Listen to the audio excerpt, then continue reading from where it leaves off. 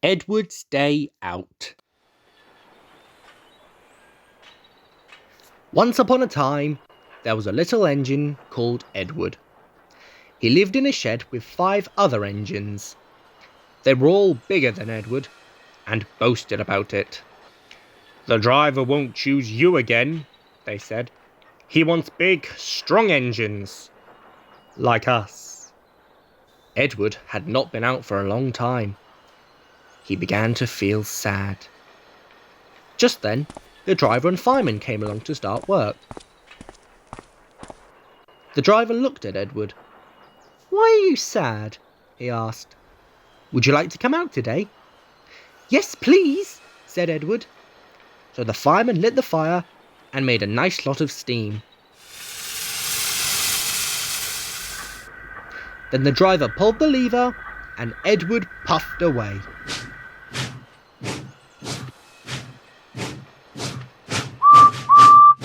He whistled, "Look at me now!"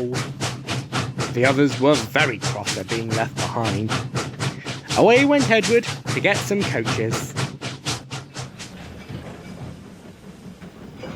"Be careful, Edward," said the coaches. "Don't bump and bang us like the others do." So Edward came up to the coaches very, very gently, and the shunter fastened the coupling. "Thank you, Edward," said the coaches. "That was kind. We are glad you are taking us today." Then they went to the station where the people were waiting.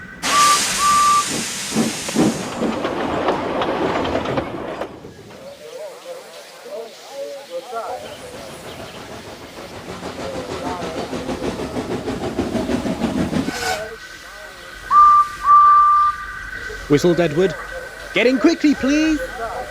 So the people got in quickly, and Edward waited happily for the guard to blow his whistle and wave his green flag. He waited and waited.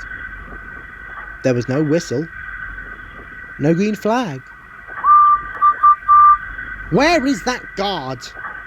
Edward was getting anxious. The driver and fireman asked the station master, "Have you seen the guard?" "No," he said. They asked the porter, "Have you seen the guard?" "Yes, last night," said the porter. Edward began to get cross. "Are we ever going to start?" he said. Just then, a little boy shouted, "Here he comes!" And there the guard was, running down the hill with his flags in one hand and a sandwich in the other. He ran onto the platform, blew his whistle, and jumped into his van. Edward puffed off.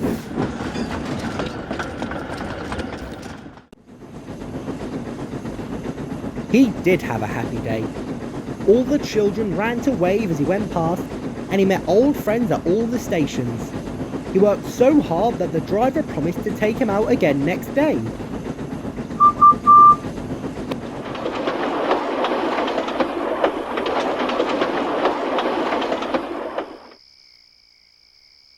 "I'm going out again tomorrow," he told the other engines that night in the shed.